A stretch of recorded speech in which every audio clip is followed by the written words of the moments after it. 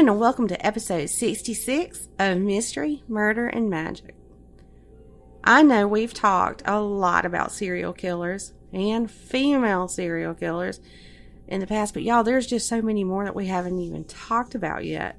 So today I'm going to be talking about one. Her name is Lizzie Halliwell, and her story is one you don't hear of as much as some of the other serial killers, but her name is out there. And she's been dubbed the worst woman on earth. Well, we're going to talk about today why she was dubbed that. And her story might even remind you a little bit of the Bill Gunnis story. So stick around and listen.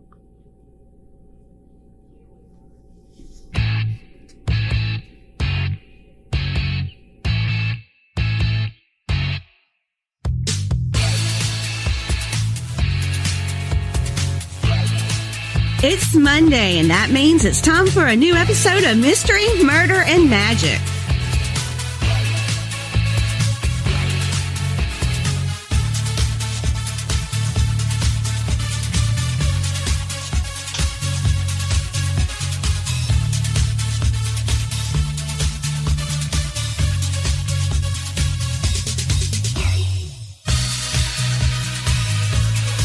And here's your host,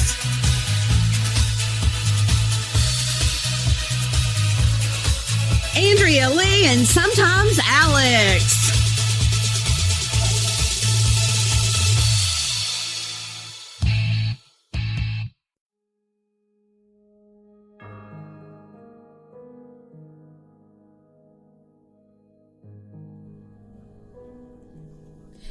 Lizzie Halliwell was born around 1859 in County Antrim, which is in Northern Ireland. She and her family immigrated to the United States when she was between 3 and 5 years old. I found multiple accounts that give different ages, but they were all between 3 and 5 of when they moved to the United States. But once they were here in the United States, the family settled in New York City. And while Lizzie was still just a teenager, she left home because of what she claimed was physical abuse. Around the time that she was 20 years old, Lizzie married a man who went by the alias Charles Hopkins, but his real name was Catchpole Brown. Now, why he went by an alias is something I can't find any information on. But anyway, it was said that the couple had one child, and that child ended up in an institution later on in life because he had a lot of the same traits as his mom. Lizzie's and Charles' marriage wouldn't last long, though, because he soon died. After he died, Lizzie remarried in 1881 to a gentleman named Artemus Brewer. But y'all, this marriage didn't last all that long either, because he died less than a year later. But, Lizzie, she wasn't one to stay single for long. And this time, she married Hiram Parkinson. But he left her during their first year of marriage. Now, Lizzie had a long string of unsuccessful marriages, and most of them ended suspiciously. After Parkinson left her, she married a man named George Smith. And Smith had been a friend of her second husband, Mr. Brewer's. And it wasn't long before George Smith was accusing her of trying to kill him by poisoning his tea. Well, when that happened, she ran away to Vermont. And there she married a man named Charles Plaistow. And not long into that marriage, though, Lizzie just up and disappeared. Which probably was the best thing that could have happened to Charles, considering the other luck that her husbands had had. Well, finally, in 1888, Lizzie shows back up, but this time she shows up in Philadelphia at a bar owned by the McQuillan family. She decides to settle there, and she changes her name to Maggie Hopkins. And while she's there, she opens this shop, but later on, she's accused of burning that shop down for insurance money. For that, she served 2 years in the Eastern State Penitentiary. Now, every single one of these men that Lizzie had married fit a certain type. It was just this one type that she was looking for. They were all like veterans or pensioners, so they were older gentlemen. And a lot of black widows that we've talked about and other ladies who kill, they look for a certain type when, they're looking for their next husband, aka next victim. And this next husband of Lizzie's, he fit right into that mold perfectly. Once she was out of jail, she changed her name again, and this time she changed it to Lizzie Brown. She started working as a housekeeper for this man named Paul Halliday. Mr. Halliday had already been married twice, or maybe I should say that he was twice widowed. He was 70 years old, a Civil War veteran, and he lived on a farm in Burlingame, New York with his 2 sons.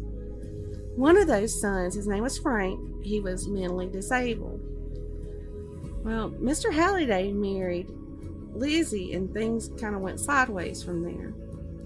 And at some point during their marriage, Lizzie had taken a team of horses there from her husband's stables and got a neighbor to help drive them to Newburgh, which is there in New York where they were at. But once she had them there, she sold the horses. Now, some accounts of that even say that she and the neighbor were also eloping and that he soon left her. Now, from the charges that she got for taking the horses, she pleaded insanity, and she spent some time at an asylum. Gosh. Mr. Halliday sprang her from the asylum in 1893, and he welcomed her right back into her home. But it wasn't long before the house and barn there on the farm burned to the ground, killing Mr. Halliday's son, Frank. So how is that for a thank you for getting me out of the asylum? Well, neighbors knew that Lizzie couldn't stand that son, Frank, and even said that as the house was burning down with him in it, she stood outside in the yard laughing. And y'all, this is the thing. There was never any charges against Lizzie for the fire or Frank's death because there wasn't enough evidence to charge her. And I'm pretty sure, though, that Mr. Halliday, for one, knew within his heart that she had caused the fire and killed his son. Well, after Mr. Halliday's son died in the fire, it wasn't long before Mr. Halliday himself disappeared. The neighbors around the farm were all thinking that there was something shady about Lizzie, so they decided to ask her where her husband was. Well, Lizzie, she would tell neighbors that, Mr. Halliday's away traveling, or give them some other reason that he wasn't there. The neighbors didn't buy it, though. And one day, when Lizzie wasn't paying attention, when she wasn't looking, they decided to search the farm. They were so convinced that she had killed Mr. Halliday. But it wasn't Mr. Halliday's body that the neighbors found when they were searching. In the barn, under a stack of hay, they found the bodies of 2 women. They were a mother and daughter named Margaret and Sarah McQuillan. Now, does that last name ring a bell? McQuillan? Margaret had been there at the farm visiting when Lizzie sent a message to Sarah that Margaret had been seriously injured and she needed to come right away. Now, the thing that you need to know about the McQuillans is that when Lizzie showed up in that bar in Philadelphia, it was their bar, okay? They took her in and they put a roof over her head. And y'all, it goes even further back. Y'all, they were neighbors actually when they all lived back in Ireland. So like I said, they were the owners of that bar in Philadelphia that Lizzie had shown up in. Neighbors, they contacted the authorities, and of course she was arrested. When they searched further, they found the mutilated body of Mr. Halliday, and he was stuffed under the floorboards. He had also been tied up and shot, just like the McQuillan ladies had.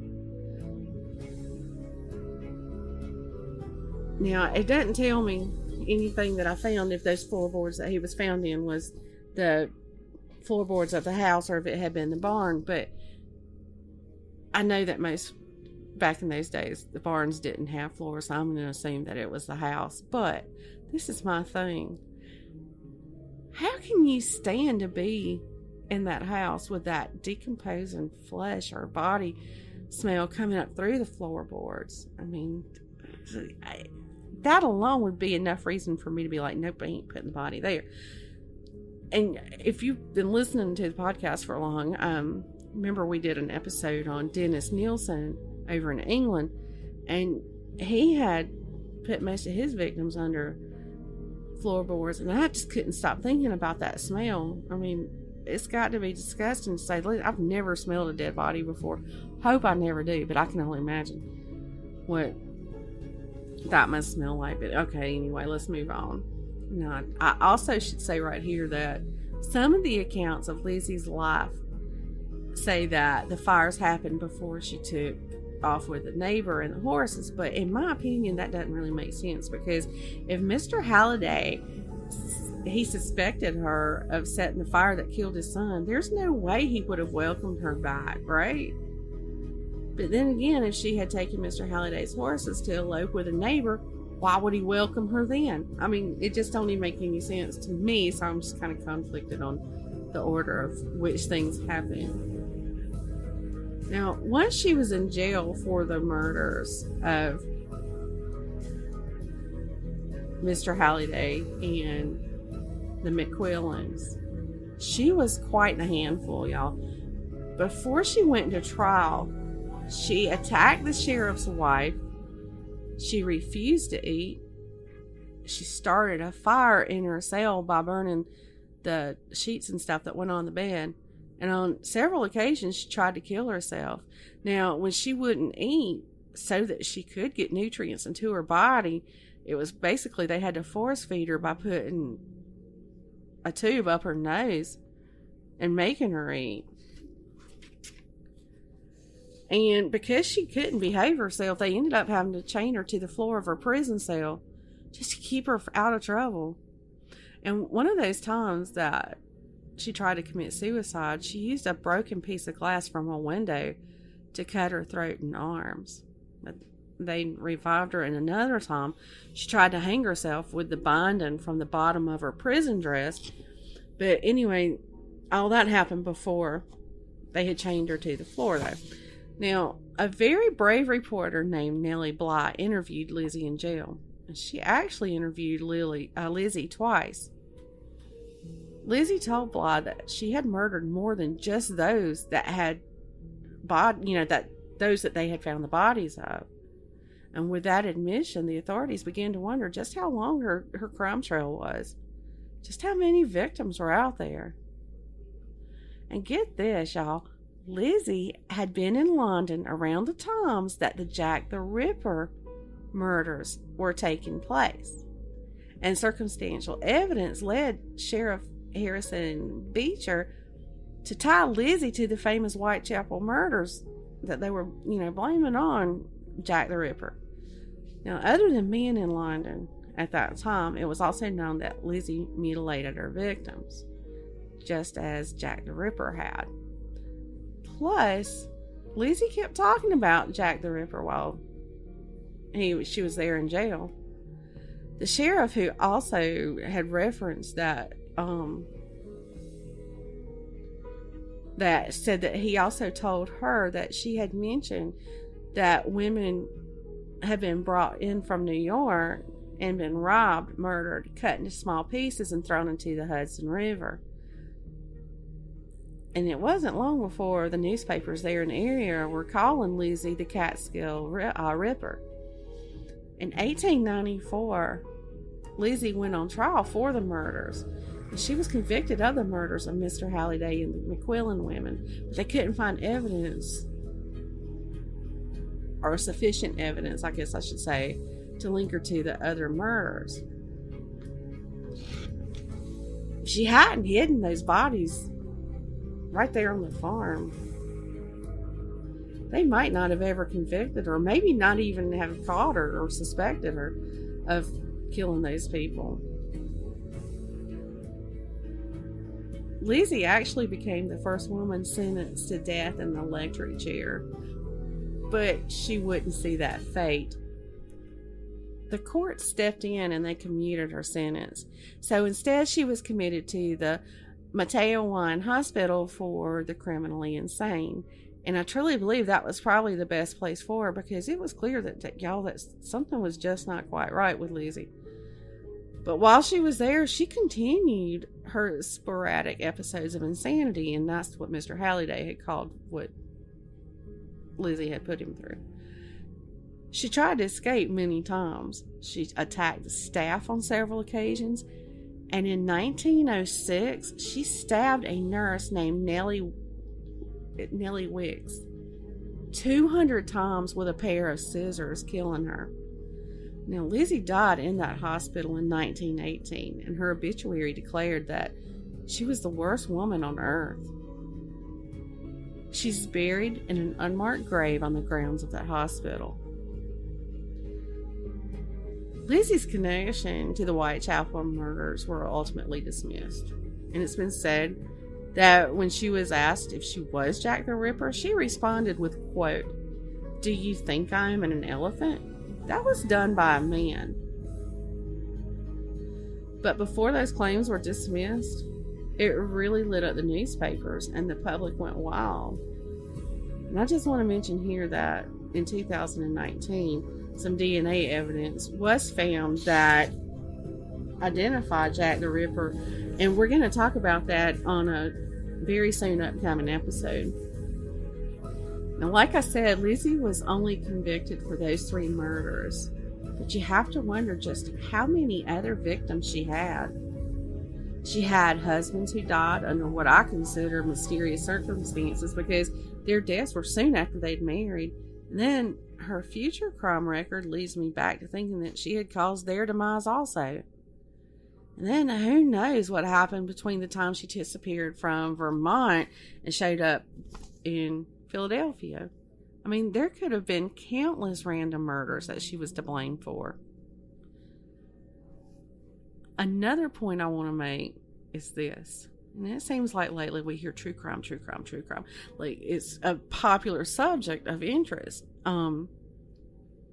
There's a big following for shows like Dateline, and there's even the ID channel, and that's been around for a while. And all of those are dedicated to true crime. And you can find countless documentaries about serial killers and other criminals on Netflix. But when Lizzie's stories were hitting the newspapers around the world, people were fascinated with it.